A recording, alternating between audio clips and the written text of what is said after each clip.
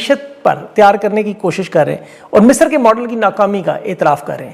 عرب امارات کے صدر نے بہت بڑا سرپرائز دیا، بھارت پہنچ کے دفاعی معاہدہ، 2 گھنٹے میں سارا نقشہ بدل گیا، غزہ کیا ہندوستانی فوج جانے کو تیار ہے۔ ایران کے پاس بھی 80 سے 100 سے ایٹمی ہتھیاروں کا معاملہ، اور یہ بڑی تفصیلات آئی ہیں۔ ٹرمپ نے تو گرین لینڈ پہ قبضے کا صاف صاف آج کھلا خط بھی لکھ دیا ہے۔ اور تفصیل سے خبروں کی بات کریں تو سب سے پہلے خیبر پختونخوا اسمبلی کا اجلاس ہے جس میں آج بڑے اہم فیصلے ہیں۔ اس میں ایک تو آپریشن کے حوالے سے بہت سی چیزیں ہیں، اور خیبر پختونخوا ہاؤس میں پارلیمانی رہنماؤں کا آج اجلاس ہے۔ اس کی وجہ آپ کو آگے چل کے بتاتا ہوں۔ محمود اچکزئی بھی آج خطاب کریں گے۔ 8 فروری کے حوالے سے بڑے اہم فیصلے ہیں۔ کل خان کی ملاقات کے حوالے سے زیادہ سے زیادہ لوگوں کو پہنچنے کی ہدایت کی گئی ہے، خاص طور پر تحریک انصاف کے M N As, M P As کو، کہ جو لاکھوں ووٹ لے چکے ہیں اپنے اپنے حلقوں سے، لوگوں کو ساتھ لے کر اکیلے نہ آئیں۔ اور اس سے بھی بڑی بات یہ کہ تحریک کی تیاری، اب یہ جو معاملہ ہے قانون اور آئین کی بالادستی سے بڑا معاملہ ہو گیا۔ دیکھیں معاملہ آئین اور قانون کی بالادستی کا اب صرف نہیں رہا، وہ میں آپ کو آگے چل کے استعفے بھی خبر دیتا ہوں جو عمران خان نے جنرل عاصم منیر کا استعفیٰ مانگا، اس کی وجوہات کیا ہیں۔ قانون کا دیکھا اگر صرف مسئلہ ہوتا تو 26ویں 27ویں ترمیم کے بعد جو تمام مقاصد انہوں نے حاصل کیے، جس میں فیلڈ مارشل کو 5 سال کی مدت ملازمت کا اضافہ ہوا، تاحیات قانونی استثناء ملا، وفاقی آئینی عدالتیں بنی، 2/3 اکثریت لے کے سب کچھ کر چکے ہیں۔ اس وجہ سے خان کو اب جیل میں رکھنے کا مقصد نہیں ہے۔ عمران خان نے جنرل عاصم منیر کا استعفیٰ اس لیے مانگ لیا، پورے نظام کی جو گارنٹی یہ خان سے مانگ رہے تھے کہ اب معاملہ ٹھیک ہو سکتا ہے، وہ تفصیل خیر آگے چل کے بتاتا ہوں۔ اس وقت بات پھنسی اس بات پہ ہے، اور ملک کی جو معیشت ہے، خارجہ پالیسی، اندرونی حالات ہیں، دہشت گردی ہیں، یہ سب کچھ اسی لیے تباہ و برباد کیا جا رہا ہے کہ یہ استعفیٰ نہیں دینا۔ تحریک انصاف 8 فروری کو جو تیاری کر رہی ہے اور عوام کو ساتھ ملا کے، اس کی اصل معاملہ خان کی رہائی، قید تنہائی، الیکشن، مینڈیٹ، آئین قانون سے جڑا ہے، لیکن اصل نقطہ استعفے کا ہی ہے۔ اب دیکھیں 8 فروری پر تحریک انصاف جو اپنا لائے عمل بنا رہی ہے کہ 8 فروری کی جو قیادت کی جو کال ہے، اس کے بعد اب اسٹیبلشمنٹ بھی پلان بنا رہی ہے۔ میں نے آپ کو پچھلے ویلاگ میں ان کی تیاریوں کو بتایا تھا۔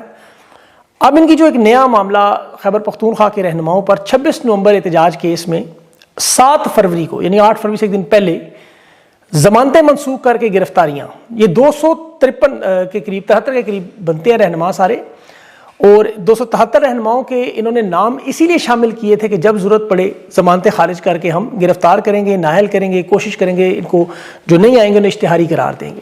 اور اس میں بیرسٹر گوہر، سلمان اکرم راجہ سمیت خیبر پختونخوا کی ساری قیادت، سہیل افریدی، جنید اکبر، مینا افریدی، شاہد خٹک جو پارلیمانی لیڈر ہیں، پنجاب کی تمام لیڈرشپ جو معین حیدر قریشی تک کے، بلکہ ٹکٹ ہولڈرز تک کے نام۔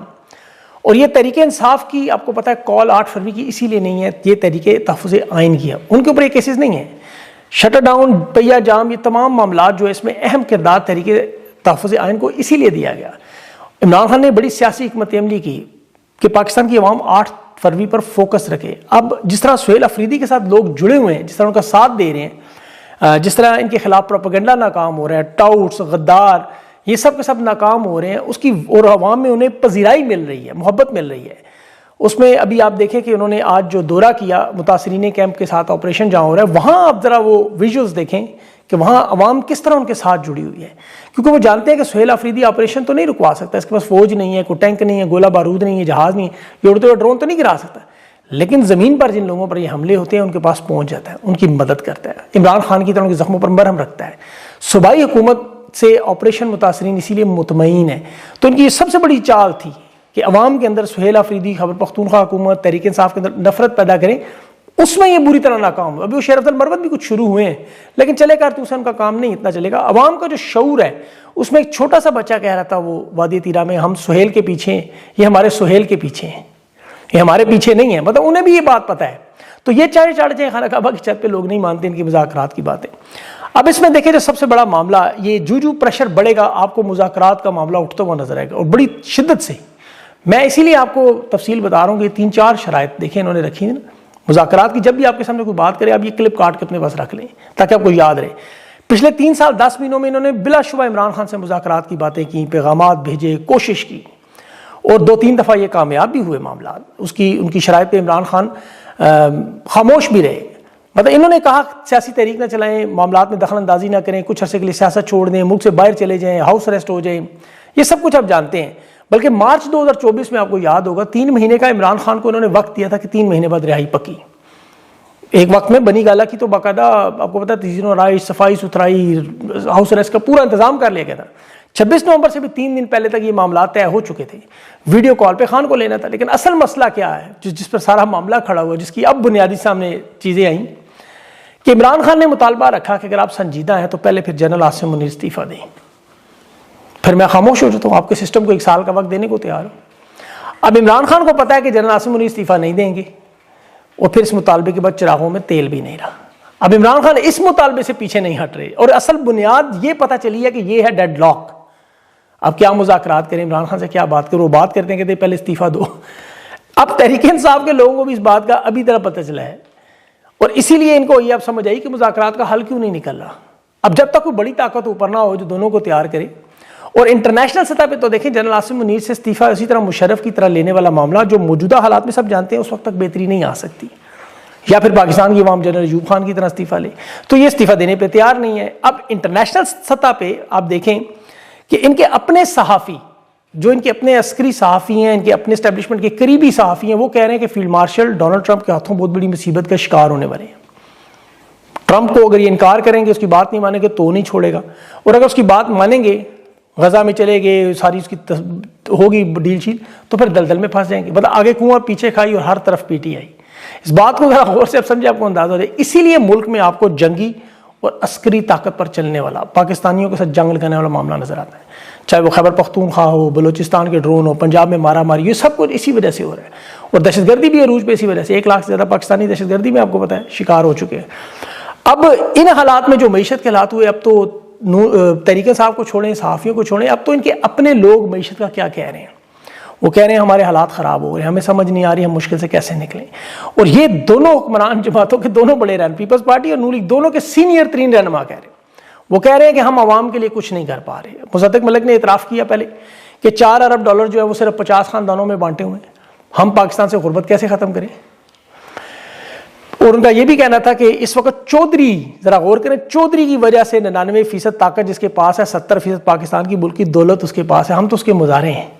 خوشحالی کیسے آئے گی؟ اب چودھری کسے کہہ رہے ہیں آپ کو سارا پتہ ہے. معاشی بدحالی کے ذمہ دار یہ ڈائریکٹ فیلڈ مارشل کو ٹھہرا رہے ہیں.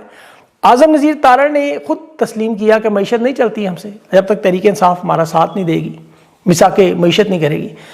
قمرالزمان قاہرہ پیپلز پارٹی کے وزیر, اس نے تو صاف صاف مان لیا کہ ہاں مصر کا ماڈل ہم نے کوشش کی ہے, IMF سے ڈالر بھی لیے, فارم 47 کی حکومت بھی بنائی, عبدالفتاح سیسی کی طرح جنرل کی طرح فیلڈ مارشل بھی بنے, لیکن یہ مجبوری کا نظام ہے جو تھک گیا, نہیں چل سکتا.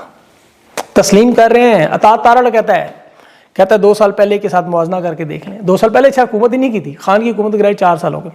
وہ کہتا ہے نمبروں میں دیکھیں ہم آگے. اب جو گراؤنڈ میں ہو رہا کہتا ہے اس سے ہمارا کوئی تعلق نہیں ہے. اور گراؤنڈ پہ کیا ہو رہا ہے وہ صرف 3 چھوٹے سے نمونے آپ دیکھیں, آپ کو اندازہ ہو جائے گا. اس مہینے میں تجارتی خسارہ 4.9 ارب ڈالر, یعنی 34% اضافہ ہوا ہے. یعنی ملک سے جو اشیاء بنا کر بھیجی جانی اور جو ملک میں آتی ہیں اس میں ایکسپورٹ میں 8.7% کمی ہو گئی ہے.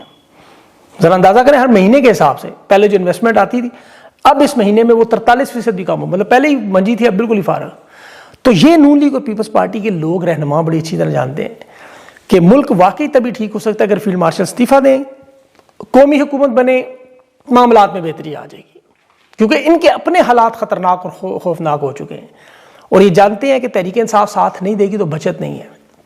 اور یہ اپنی قیادت سے بڑے سخت ناراض ہیں. میری خود 2 لوگوں سے بات ہوئی نون لیگ کے, انہوں نے مریم نواز کے بیٹے کی شادی پہ تبصرہ کیا کہ جس طرح یار کروڑوں روپے لٹائے ہیں اس میں ابھی ہمیں عوام کی نفرت کا سامنا کرنا پڑ رہا ہے. شیخ روہیل اصغر کی پوتی کی شادی پر امریکی ڈالر پھینکے جا رہے تھے. امریکی ڈالر, ملک میں ڈالرز نہیں ہے آپ کو پتہ ہے, لیکن اعلی شریف کی شادیوں میں ڈالرز کی بھرمار. پھر ان کے قیمتی لباس, ہیرے جواہرات, سونا چاندی, گانا بجانا, یہ دیکھ کے پاکستان کی بڑھتی ہوئی غربت میں غریب 2 وقت کی روٹی سے محروم, وہ ان سے نفرت کرنے لگ گئے شدید ترین. وہ خود کہہ رہے تھے, کہتے ہیں ہماری شکلیں نہیں ہلکے کے لوگ دیکھنا چاہتے ہیں, لیکن ہمارے پاس اقتدار کا اور کوئی راستہ نہیں ہے. اور ابھی تو محمود اچکزئی جب آج پارلیمنٹ میں گفتگو کریں گے نواز شریف کا کردار بتائیں گے جو نوٹیفکیشن میں تھا. اب نواز شریف کا اس نوٹیفکیشن میں کردار آ گیا سامنے, اور وہ اتنا ہی ہے جتنا 7 مئی کی جنگ میں تھا. 7 مئی کی جنگ میں آپ کو پتا ہے نواز شریف نے باقاعدہ نقشے بنا کے آرمی چیف کو سمجھایا تھا کہاں حملہ کرنا ہے, کس طرح کرنا ہے, جس کا نون لیگ نے کریڈٹ لیا تھا. اب وہی کردار نواز شریف کا اس وقت نوٹیفکیشن میں بھی ہے. کریڈٹ نواز شریف کو دے کے اسے ریلیونٹ کرنا ہے سیاست میں. ظاہر ہے وہ اس وقت تو میاں صاحب بالکل پیچھے کہیں پیچھے بیٹھے ہوئے پچھلی سیٹوں میں, حالانکہ 3 بار وزیر اعظم نہیں ہے. اسٹیبلشمنٹ کو ڈیل کرنے کا تجربہ بھی ہے، لیکن وہ کہتے ہیں کہ بیٹی ایک اور ہوتی تو پوری دنیا پہ حکومت کرتا۔ معاملات سارے مریم نواز کے پاس ہیں۔ شہباز شریف تو سرنڈر بوائے ہیں، یہ تھوڑی سی اگر ہمت دکھاتے تو میاں صاحب قاضی فائز کو اس وقت تک الیکشن کمیشن کا چیئرمین لگا چکے ہوتے۔ جنرل ریٹائرڈ ندیم انجم اس وقت قومی سلامتی کا مشیر یا آپ کو ISI کے چیف نظر آ رہا تھا، ریٹائرڈ۔ بہرحال انہیں پتہ ہے کہ اس کا انجام کیا ہونا ہے، کیونکہ یہ لوگ بارہا بھگت چکے ہیں اور آگے بھی بھگتیں گے۔ اب جو اصل معاملہ جو آپ کو بتانا ہے، جو لیکن ان کے لیے ایک نیا وبال جان شروع ہو گیا ہے، ایک ختم ہوتا ہے دوسرا شروع۔ عرب امارات کے صدر محمد بن زائد 2 گھنٹے کے انتہائی اہم دورے پر بھارت پہنچ گئے۔ اور یہ انتہائی اہم دورہ کیوں؟ نریندر مودی محمد بن زائد کو میرے بھائی کے گلے لگا، مارچ پاس، گارڈ آف آنر، توپوں کی سلامیاں، پھر ایک ہی گاڑی میں سفر کیا اس میں۔ اب معاملات ہیں 4، ذرا غور سے سنیے گا۔ ایک تو یمن کا معاملہ، سعودی عرب امارات کا براہ راست، ایران امریکہ کا معاملات، غزہ کا معاملہ جو بورڈ آف پیس اور فوج بھیجنا، یہ ذرا ذہن میں رکھیے گا، اب آپ کے کان کھڑے ہونے چاہیے۔ محمد بن سلمان نے ہندوستان کے ساتھ دفاعی ڈیل کی ہے، محمد بن زید نے۔ اب یہ سعودی عرب اور عرب امارات کی جنگ جو لیبیا، یمن، صومالیہ اور سوڈان میں تھی، اب بڑھتے بڑھتے پاکستان ہندوستان تک آ گیا۔ سعودی عرب نے ڈیل کی پاکستان سے دفاعی، پاکستان کے بنے جہاز JF تھنڈر عرب امارات کی مخالف حکومتوں کو جیسے سوڈان کی حکومتوں نے دیے اور ڈیل کرنے کی کوشش کی، اور پھر خلیفہ ہفتار $4 ارب کی عرب امارات کی جو ڈیل تھی وہ رکوانے میں انتہائی اہم کردار۔ عرب امارات کے صدر پاکستان آیا، بڑی کوشش ہوئی، بات چیت، لیکن سعودیہ دباؤ زیادہ تھا۔ پاکستان نے وزن سعودی پلڑے میں ڈال دیا، اور وہ فلسطین کے 2 ریاستی حل میں ہے سعودیہ، یاد رکھیں۔ عرب امارات اسرائیل کے ساتھ کھڑا ہے، بلکہ ہندوستان کے ساتھ اتحاد بھی ہے۔ کل ڈونلڈ ٹرمپ نے اچانک ہندوستان کو غزہ میں نریندر مودی کو بورڈ آف پیس میں دعوت دے دی، اور عرب امارات آج یہاں پہنچ گیا، اور وجہ غزہ میں فوج بھیجنا، اور وہ کہہ رہے ہیں پاکستان سے نہیں کروائیں گے، ہم ہندوستان سے کروائیں گے۔ اقوام متحدہ کے تحت امن میں فوج ہندوستان کی نہیں جاتی، یاد رکھیں، خارجہ پالیسی میں۔ لیکن اب ہندوستان کو اندازہ ہو کہ یہ بلاک سیاست کا جو حصہ بننا ہے، امریکہ کے یا تو قریب ہونا ہے یا کھل کے ان کی مخالفت کرنی ہے۔ کاؤنٹر کرنے کے لیے غزہ میں فوج بھیجنی بھی پڑے تو سوچنا پڑا۔ اب اس میں آپ کو بڑی اہم بات بتا رہا ہوں، وہاں ہندوستان کی فوج میں مسلمانوں کی بہت بڑی تعداد ہے، یہ یاد رکھیں۔ ٹوٹل فوج ان کی بنتی ہے 13-14 لاکھ کے قریب، اس میں 10% جو ہے وہ بنتے ہیں تقریباً 1,30,000، تو 5-10 ہزار فوجی بھیجنے کے لیے کوئی مشکل نہیں، اور یہی ان کا سب سے بڑا ٹرمپ کارڈ ہے، اور اسی پہ آپ کو آنے والے دنوں میں چیزیں نظر آئیں گی۔ اب ایران کا جو دوسرا معاملہ ہوا، جہاں عرب ممالک میں خاص طور پر سعودی عرب میں جرأت پیدا ہوئی، دیکھیں ایران کے معاملے پر امریکہ کو 2 دفعہ شکست ہوئی۔ پہلے تو اسرائیل کی جنگ تھی جو آپ جانتے تھے، دوسری دفعہ یہ جو مظاہرین کے ذریعے ہوا، اور یہاں مظاہرین کے ذریعے اسرائیل نے پورا موساد کا نیٹ ورک بھیجا تھا۔ مائک پومپیو نے جو 1 جنوری کو ٹویٹ کی تھی کہ موساد کے ایجنٹ جاسوسی کا نیٹ ورک ایران میں ہم پھیلا چکے ہیں، اور اس پورے نیٹ ورک میں آپ کو پتہ ہے ان کے پہلے سائنسدان تھے، ایرانی جرنیل تھے، چیف آف سٹاف تک تھے، وہ سارے اس جنگ میں کام آئے۔ اب سپریم لیڈر پر بھی انہوں نے قاتلانہ حملے کرنے تھے، صدر کو بھی ہلاک کرنے کی کوشش تھی، لیکن وہ سارے گرفتار ہوئے۔ وہ تصاویر سامنے آئیں جس پہ ٹرمپ نے کہا 800 لوگ اگر پھانسی دے تو حملہ کریں گے۔